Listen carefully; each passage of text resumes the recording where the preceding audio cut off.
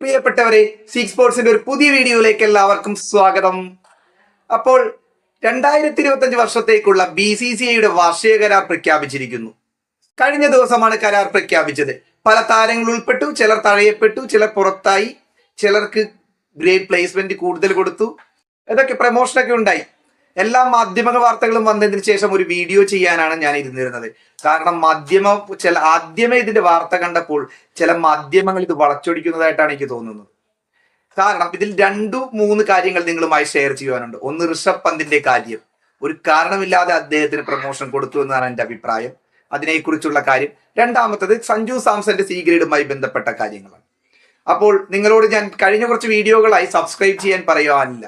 നമ്മുടെ വീഡിയോകൾ ചിലപ്പോൾ ഡിഫക്റ്റ് കുറ്റങ്ങളൊക്കെ ഉണ്ടാകാം. അതൊക്കെ ക്ഷമിച്ച് കഴിയുമെങ്കിൽ ചാനൽ ഒന്ന് സബ്സ്ക്രൈബ് ചെയ്യുന്ന കാര്യം സഹകരിക്കുക. നമുക്ക് ഈ വാർത്തയുടെ വിശദാംശങ്ങളിലേക്ക് പോകാം. BCCIയുടെ വാർഷിക കരാറിൽ ആകെ 4 ഗ്രേഡുകളാണ് ഉള്ളത്. A+ category, A category, B category, C category. B+, C+ ഒന്നുമില്ല, D കാറ്റഗറിയും ഇല്ല. ഇതിൽ BCCI കുറച്ച് മാറ്റങ്ങൾ കൊണ്ടുവന്ന് വെച്ചാൽ ഒരു 5 താരങ്ങളെ പുറത്താക്കുകയും 2 താരങ്ങളെ കൊണ്ടുവരികയും ഒരു താരത്തിന് ഗ്രേഡിലേക്ക് പ്രമോഷൻ കൊടുക്കുകയും ചെയ്തു എന്നുള്ളത് തന്നെയാണ്. കഴിഞ്ഞ ദിവസം മാധ്യമ വാർത്തകൾ കണ്ടു. സഞ്ജു സാംസന്റെ കാര്യം ആദ്യം തന്നെ ഇടുക. മാധ്യമ വാർത്തകൾ കണ്ടു, സഞ്ജുവിന് ഇത്തവണ സി ഗ്രേഡ് മാത്രമുള്ളൂ. സഞ്ജുവിന് സി ഗ്രേഡ് മാത്രമേ ഉള്ളൂ. സഞ്ജുവിനെ തരം താഴ്ത്തി എന്ന രീതിയിലൊക്കെയാണ് വാർത്ത നമുക്കൊരു കാണുമ്പോൾ തോന്നുന്നത്. പക്ഷെ സത്യം അതൊന്നുമല്ല. സഞ്ജു കഴിഞ്ഞ വർഷം സി ഗ്രേഡ് ആണ്, പ്രമോഷൻ ഒന്നും കൊടുത്തില്ല. സഞ്ജു സാംസനെ മാധ്യമങ്ങൾ റേറ്റിംഗിന് വേണ്ടി ഇത്തരം വാർത്തകൾ കൊടുക്കുമ്പോൾ ആളുകൾ കാണും. അതാണ് ഒരു കാര്യം, അതത്രേ ഉള്ളൂ. അല്ലാതെ സഞ്ജു സാംസനെ തരം താഴ്ത്തിയൊന്നുമില്ല. സഞ്ജു സാംസൺ കഴിഞ്ഞ വർഷം സി ഗ്രേഡിലേക്കാണ് പരിഗണിച്ചിരുന്നെങ്കിൽ ഇത്തവണ ബി ഗ്രേഡ് കൊടുക്കേണ്ട ആവശ്യമുണ്ടായിരുന്നില്ല. കാരണം അദ്ദേഹത്തിന് ഏകദിനത്തിൽ ഇവർ പരിഗണിക്കുന്നില്ല, കളിച്ചിട്ടില്ല.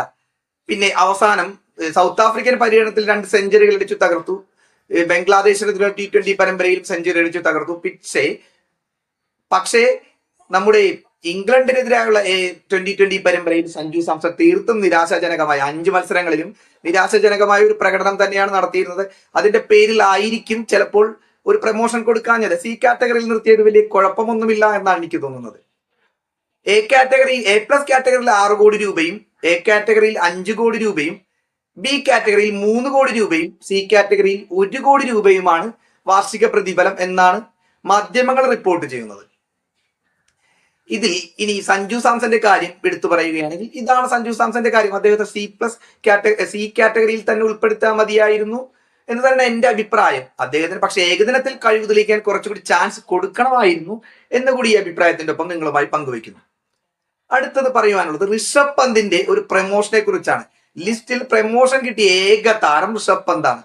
BCCIയിൽ പൊളിറ്റിക്സ് ഉണ്ടെന്ന് പലരും വാദിക്കുമ്പോഴും കഴിവുള്ളവരെ തഴയുന്നു എന്ന് പലരും വാദിക്കുമ്പോഴും അവരെ തെറ്റു പറയാൻ കഴിയില്ല എന്നാണ് അദ്ദേഹത്തിന് ഒരു പ്രമോഷൻ കൊടുത്തതുമായി ബന്ധപ്പെട്ട് എനിക്ക് തോന്നുന്നത്. അദ്ദേഹത്തിന് A കാറ്റഗറിയിലേക്ക് ഉൾപ്പെടുത്തുകയാണ്. കഴിഞ്ഞ അദ്ദേഹത്തെ ഇപ്പോൾ ഏകദിന പരമ്പരയിലൊന്നും അങ്ങനെ പരിഗണിക്കുന്നില്ല. രാഹുലിനെയാണ് ചാമ്പ്യൻസ് ട്രോഫിയിലേക്ക് പരിഗണിക്കുന്നത്. പ്രധാനമായും ടെസ്റ്റിലേക്കാണ് അദ്ദേഹത്തെ പരിഗണിക്കുന്നത്. 2020 പരിഗണിക്കുന്നില്ല. 2024 ഇന്ത്യക്കാകെ 3 ഏകദിന മത്സരങ്ങൾ ശ്രീലങ്കയുമായി ഉണ്ടായിരുന്നുള്ളൂ. ആർക്കും കഴിവ് തെളിയിക്കാൻ അവസരം ലഭിച്ചില്ല. പക്ഷേ അദ്ദേഹം ബോർഡർ ഗവാസ്കർ പരമ്പരയിലും ന്യൂസിലൻഡിനെതിരായ പരമ്പരയിലുമൊക്കെ വളരെ മോശം പ്രകടനമായിരുന്നു.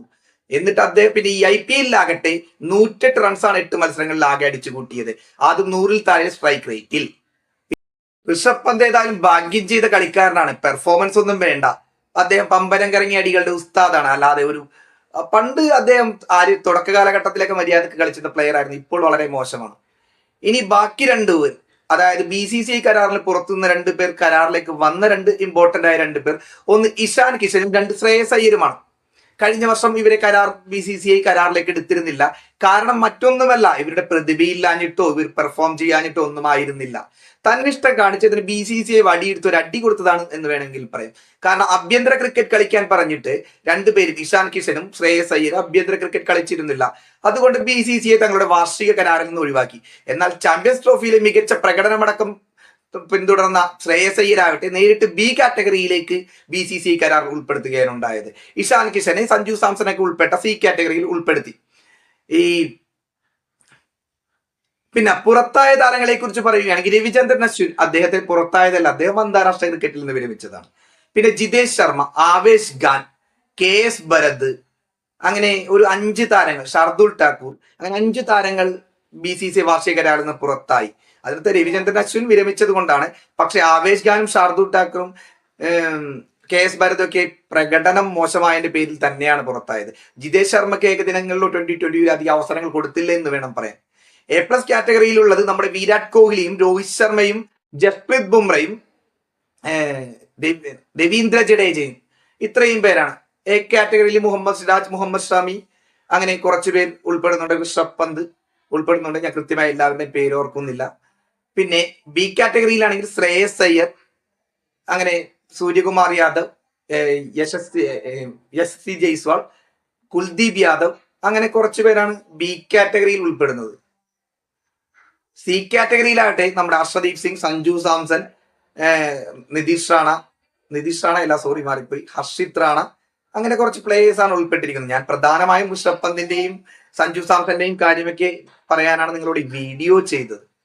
വീഡിയോയിൽ ചിലപ്പോൾ തെറ്റുകളും കുറ്റങ്ങളും സംഭവിച്ചിട്ടുണ്ടാകും. കാരണം ഞാനിത് എഴുതി വെച്ച് പറയുന്നതല്ല, ഓർത്ത് മനസ്സിൽ വരുന്നത്. അല്ലാതെ ഒരു പ്രത്യേക പ്രിപ്പറേഷൻ നടത്തിയല്ല നിങ്ങളുടെ മുന്നിൽ വീഡിയോ അവതരിപ്പിക്കുന്നത്.